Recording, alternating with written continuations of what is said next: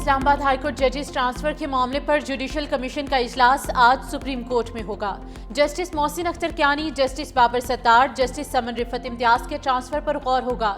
Justice ارباب محمد طاہر اور justice Khadim Hussain Soomro کا نام بھی زیر غور آئے گا۔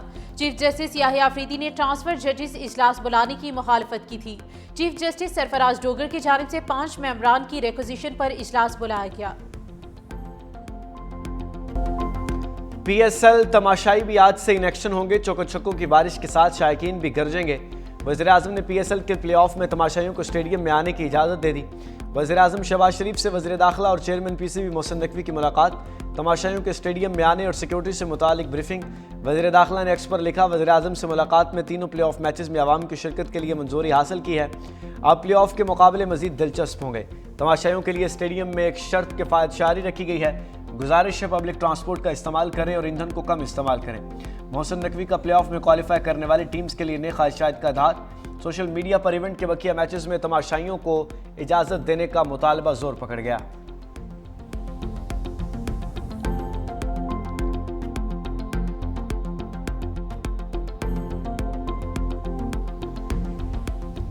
ایران نے امریکہ کی تجاویز پر غور شروع کر دیا۔ وائٹ ہاؤس میں اہم بیٹھک، جنگ بندی مذاکرات میں تعطل کے خاتمے کی ایرانی تجاویز پر غور۔ ترجمان وائٹ ہاؤس کیرولین لیوٹ کہتی ہیں، صدر ٹرمپ نے قومی سلامتی ٹیم کے ساتھ ایرانی تجاویز پر ملاقات کی۔ ایران نے آبِ ہرمز کو دوبارہ کھولنے اور جوہری معاملے پر بات چیت کو فی الحال مؤخر کرنے کی تجویز پیش کی۔ صدر یا ان کی قومی سلامتی کی ٹیم ملاقات پر مزید تبصرہ نہیں کر سکتی۔ صرف اتنا ہی بتا سکتی ہوں کہ ایران پر صدر ٹرمپ کی ریڈ لائن واضح ہے، اس حد تک نہیں جانا چاہتے کہ امریکہ ایرانی تجاویز پر باقاعدہ غور کر رہا ہے۔ مزید کہا، صدر ٹرمپ پر تیسری بار قاتلانہ حملہ ہوا۔ واقعہ اس وقت ہوا جب وہ تقریب میں شریک تھے۔ امریکی تاریخ میں کسی بھی صدر کو اس طرح کی صورتحال کا سامنا نہیں کرنا پڑا۔ سیاسی اختلافات کو ہمیشہ پرامن طریقے سے حل کرنا چاہتے ہیں۔ جمہوریت میں تشدد کی کوئی گنجائش نہیں۔ صدر ٹرمپ دوبارہ شیڈول عشائیہ میں شرکت کریں گے۔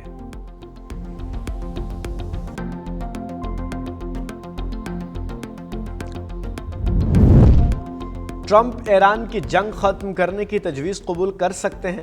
سابق امریکی عہدیدار نے کہا، جوہری معاملہ حل کرنا مشکل ہوگا، تاہم آبِ ہرمز کے مسئلے پر پیش رفت آسان ہو سکتی ہے۔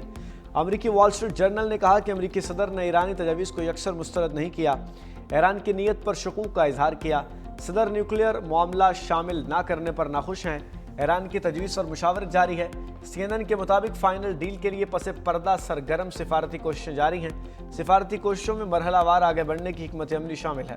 برطانوی میڈیا کے مطابق ٹرمپ ایران کی نئی تجاویز سے خوش نہیں ہیں کیونکہ اس میں جوہری پروگرام شامل نہیں۔ ایران نے پاکستان کے ذریعے امریکہ کو نئی تجاویز پیش کی تھی۔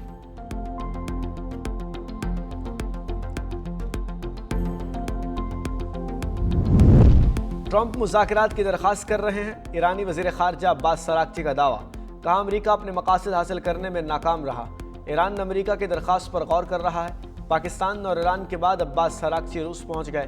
ولادیمیر پوٹن سے ایرانی وزیر خارجہ عباس سراغچی کی ماسکو میں ملاقات۔ پوٹن نے کہا کہ ایران اور خطے کے ممالک کے مفاد کے لیے اپنا کردار ادا کریں گے، خطے میں امن کے لیے جو ممکن ہوا کریں گے۔ ایرانی وزیر خارجہ نے روس کی غیر متزلزل حمایت پر صدر پوٹن کا شکریہ ادا کیا۔ پوٹن کا ایرانی سپریم لیڈر کی صحت یابی کے لیے نیک تمناؤں کا اظہار۔ کہا، عباس سراغچی کی جانب سے ایران کے سپریم لیڈر مجتبیٰ خامنہئی کا پیغام موصول ہوا۔ عباس سراغچی نے کہا، روس کے ساتھ اعلیٰ ترین سطح پر رابطہ قائم کرنے پر خوش ہیں۔ حالیہ واقعات نے روس کے ساتھ ہماری اسٹریٹجک شراکت داری کی گہری اور مضبوطی کو واضح کر دیا۔ روسی وزیر خارجہ سرگئی لاروف نے کہا، عباس سراغچی اور صدر پوٹن کی ملاقات کو مفید قرار دیا جا رہا ہے۔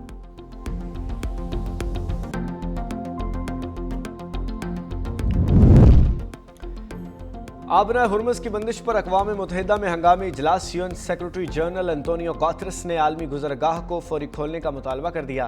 کہا، کوئی ٹول ٹیکس نہیں، تجارت بحال ہونے دی جائے، عالمی معیشت کو سانس لینے دیں۔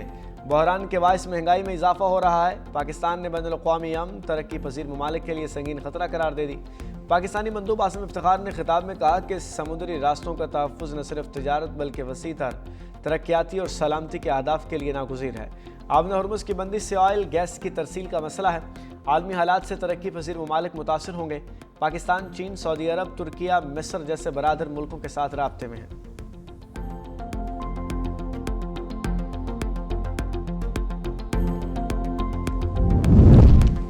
امریکی وزیر خارجہ مارکو روبیو کی ایران کو وارننگ، کہا ایران کی عالمی بحری گزرگاہوں کو یرغمال بنانے کی کوشش برداشت نہیں کریں گے، دھونس دھمکیوں یا طاقت کے زور پر بحری راستے بند کرنا ناقابل قبول۔ ایران کی اجازت یہ اسے ادائیگی کر کے بحری جہاز گزرنا راستہ کھلنا نہیں کہلاتا۔ آبنہ ہرمز عالمی بحری راستہ ہے، ایران کو یہ فیصلہ کرنے کا حق نہیں کہ وہاں سے کون گزرے گا۔ ایران کی جانب سے بحری راستوں پر مرزی مسلط کرنے کے نظام کو تسلیم نہیں کرتے۔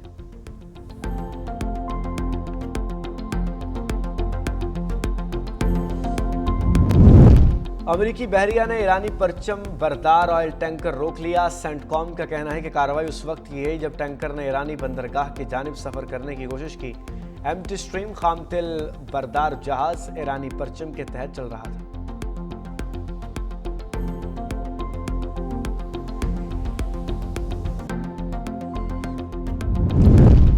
برطانوی شاہ چارلس اور ملکہ کمیلا وائٹ ہاؤس سرکاری دورے پر پہنچ گئے۔ وائٹ ہاؤس آمد امریکی صدر ٹرمپ نے مہمانوں کا استقبال کیا۔ ڈونلڈ ٹرمپ نے کہا کہ برطانوی بادشاہ چارلس امریکہ میں مکمل محفوظ ہوں گے۔ شاہ چارلس کا آنا بہت اچھی بات ہے۔ برطانوی شاہ چارلس 4 روزہ دورے پر امریکہ پہنچے ہیں۔ وہ امریکہ کے قیام کے 250ویں سالگرہ کی تقریبات میں شرکت کریں گے۔ شاہ چارلس دورہ امریکہ میں امریکی کانگریس سے خطاب کریں گے اور 9/11 کی یادگار کا دورہ بھی کریں گے۔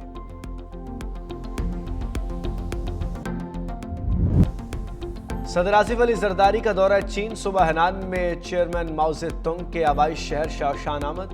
اسٹیچو اسکوائر پر صدر مملکت کا استقبال کیا گیا۔ پیپلز کانگریس کے سینئر پارٹی رہنما لی جونگ نے استقبال کیا۔ صدر زرداری نے چیئرمین ماؤ زے تونگ کے مجسمے پر پھولوں کی چادر چڑھائی۔ صدر زرداری کا چین کے انقلابی رہنما کو خراج عقیدت۔ صدر زرداری کو چیئرمین ماؤ زے تونگ کی زندگی اور جدوجہد سے متعلق آگاہ کیا گیا۔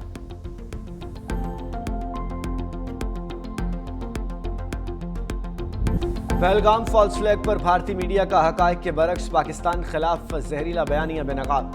پہلگام فالس فلیگ آپریشن پر گودی میڈیا نے مضحکہ خیز اور گمراہ کن پروپیگنڈا کیا۔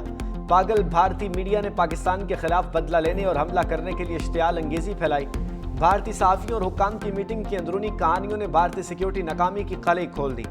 دوسری جانب مقبوضہ کشمیر اور بھارت کے عوام نے بھی پہلگام ڈرامے کو مودی کی سازش قرار دے کر یکسر مسترد کر دیا۔ عالمی ماہرین کے مطابق بھارتی گوڈی میڈیا نے جنگ کے سنجیدہ ماحول میں سنسنی خیز اور ریٹنگ کے لیے لاہور پورٹ پر حملے جیسے مضحکہ خیز دعوے کیے۔